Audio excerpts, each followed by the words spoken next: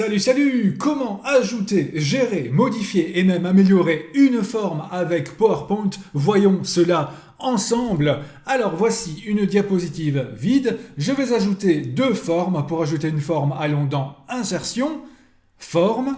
Et là, vous avez différentes catégories de formes, allant de formes géométriques classiques, triangle, rectangle, hexagone, décagone, etc.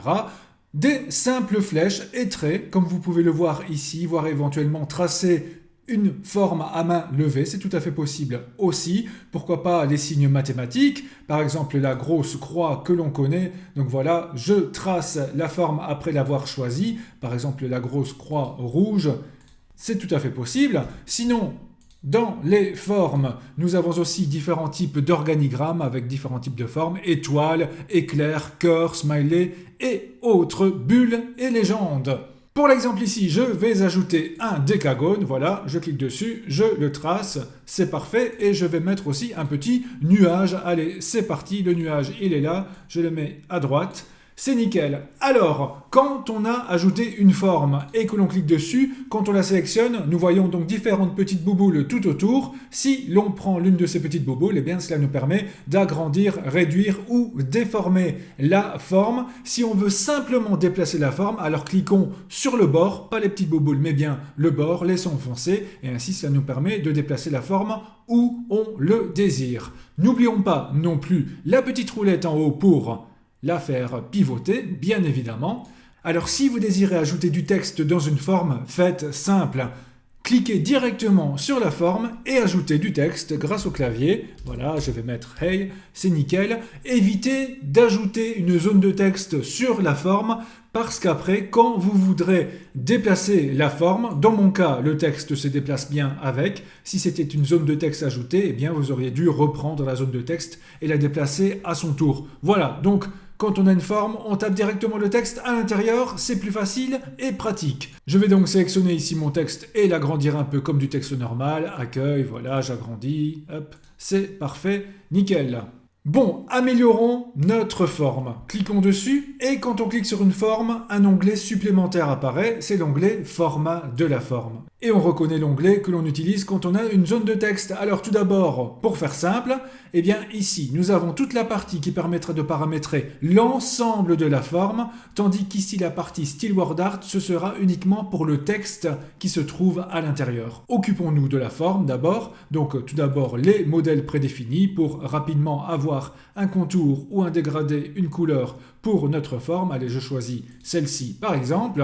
Mais juste à côté, vous avez le bouton remplissage pour choisir exactement la couleur qui vous plaît. Si jamais les couleurs ici présentes ne vous plaisent pas, n'oubliez pas que vous pouvez choisir soit aucun remplissage pour avoir un fond transparent. Eh bien oui, c'est super pratique aussi, mais vous pouvez aller dans autre couleur de remplissage, où là, dans standard et personnalisé, vous aurez bien d'autres nuances de couleurs que vous pourrez choisir évidemment. Voilà, par exemple, je choisis ceci, ok, voilà ce que cela donne. Toujours dans remplissage, vous pouvez aussi aller sur le bouton pipette. Le bouton pipette, cela permet d'aller récupérer une couleur qui se trouve autre part dans notre diapositive. Par exemple, j'aime bien la couleur ici du coin de mon fond d'écran, je clique dessus et clac, le fond devient exactement de la couleur du coin ici. Donc vous pouvez vraiment aller chercher toute couleur qui se trouve ici sur votre diapositive. Je descends un peu et là nous avons les dégradés pour avoir directement un dégradé au sein de la forme. Ici c'est sur base de la couleur que j'ai choisie, mais vous pouvez aller dans plus de dégradés. Cela ouvre la fenêtre ici à droite et là vous pouvez choisir remplissage dégradé avec des dégradés prédéfinis comme vous pouvez le constater. Et ensuite différents types. En fait, nous récupérons tous les outils que nous avons vus pour gérer le fond d'écran de notre diapositive. Voilà, vous pouvez vraiment gérer toutes les nuances de couleurs qui vous plaisent. Je vous laisserai aller voir cela par vous-même. Tant qu'on est dans cette fenêtre-là, nous pouvons bien sûr aussi la remplir avec une image ou une texture. Là, vous voyez par exemple, c'est une image de fond. Si vous voulez une simple texture, cliquez sur le bouton texture, vous avez différents choix ici. Mais pour ajouter votre propre image, cliquez sur insérer. Je vais ici aller pour l'exemple dans les images en ligne, mais vous pouvez choisir un fichier perso ici sur votre ordinateur.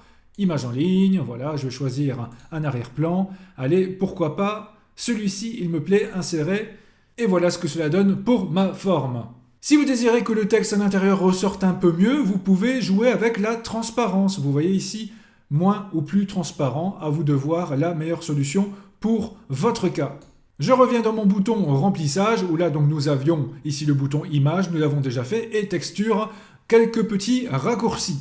Alors, le contour de mon image ne me plaît pas vraiment, vous non plus, c'est normal, ce n'est pas très joli, alors allons dans contour. Et là, vous pouvez choisir la couleur de contour exacte. Par exemple, voilà, je veux un contour de cette couleur-là. Et si je ne le vois pas assez, je peux aller dans contour épaisseur. Et ainsi, cela me permet de le mettre un peu plus en évidence. Toujours dans contour, et bien là, vous pouvez également choisir d'autres couleurs, la pipette, l'épaisseur, le croquis. Alors, croquis, c'est intéressant, regardez, là, pour l'instant, nous avons des traits bien droits, bien justes. Et bien, nous pouvons rendre le dessin un peu plus comme si c'était à main levée, comme si c'était un peu plus courbé, un peu moins parfait, et bien voilà, c'est tout à fait possible. Et vous pouvez aussi choisir dans contour des tirets, voilà, par exemple des pointillés, comme vous pouvez le voir, si vous trouvez cela joli. Pour l'exemple, je vais encore un peu modifier le contour, voilà, noir et encore plus épais, cela nous sera utile. Nous avons également les effets, donc par exemple un effet d'ombre. Ici, vous voyez légèrement une petite ombre autour de ma forme. Réflexion pour avoir un reflet. Voilà, différents types de reflets et d'ajustements. Lumière, ça c'est intéressant, cela ajoute un petit effet lumineux et vous voyez que cela colore aussi l'image de fond, donc le contour et l'image de fond pour ajouter une petite teinte. Eh bien oui, ça peut être sympa, voilà. Je vais prendre ici mon nuage comme exemple pour la suite. Voilà, je le colore un peu. Alors, dans les effets, nous avons aussi les bordures adoucies. Cela permet d'avoir un fondu avec le fond d'écran, justement. Vous voyez donc des bords un peu moins nets, un peu plus doux. Et si vous voulez personnaliser cela, allez dans Options de bord estompé et vous pouvez choisir exactement la taille du fondu, comme vous pouvez le voir. Ensuite, nous avons aussi le biseau, et là, cela ajoutera une sorte d'effet un peu 3D à notre forme. Alors, je vais un peu vous faciliter la tâche pour bien voir la différence. Je vais choisir ceci, pour avoir ici des bordures un peu plus claires et nettes. Et si je vais ensuite dans biseau, voyez un peu ce que cela donne. Différents effets qui permettent d'avoir un bord un peu en 3D, une sorte de petit relief. Et je reprends mon décagone pour voir les effets de rotation 3D. Et là, vous voyez tous les effets de perspective et 3 dimensions disponibles. Allez, je vais prendre ici par exemple l'effet un peu aplati. C'est un peu comme si c'était une plateforme et ainsi ça nous permet éventuellement d'ajouter des objets par au-dessus. Allez, par exemple, je vais prendre un objet en 3D, insertion modèle 3D prêt à l'emploi, un animal, et allez, pourquoi pas le cheval, insérer.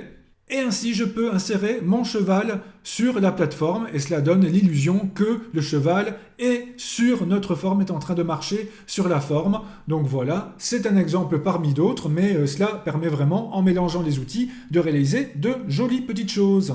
Ensuite, si je désire que mon texte à l'intérieur ressorte un peu plus, allons donc dans la partie Style Word Art. Je peux prendre un exemple prédéfini. Voilà, par exemple ceci. Et je peux aussi jouer avec le remplissage du texte, voilà, peut-être un peu plus noir, ou un texte blanc. Le contour du texte, mettons par exemple une épaisseur un peu plus grande, voilà, pour qu'il ressorte encore mieux, c'est un petit truc. Et alors tous les effets, ombres, tout ce que vous connaissez déjà avec les zones de texte, voilà, c'est mieux pour moi. N'oublions pas que pour l'ensemble de la forme, nous avons aussi les outils d'alignement. Si je veux que la forme soit exactement centrée horizontalement, je clique sur centrer. Voilà, elle est centrée par rapport à l'ensemble de la diapositive, alignée au milieu, et là, elle sera aussi centrée verticalement, en quelque sorte. Je vais le remettre en dessous de mon cheval, et également les effets de rotation, vous voyez, pour faire pivoter toute la forme si nécessaire.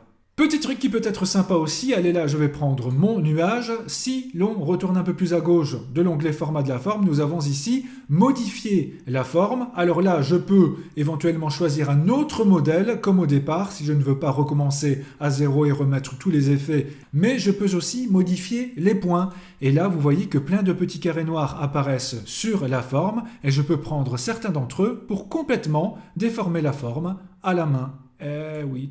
Donc voilà, je m'amuse un peu, si vous me le permettez.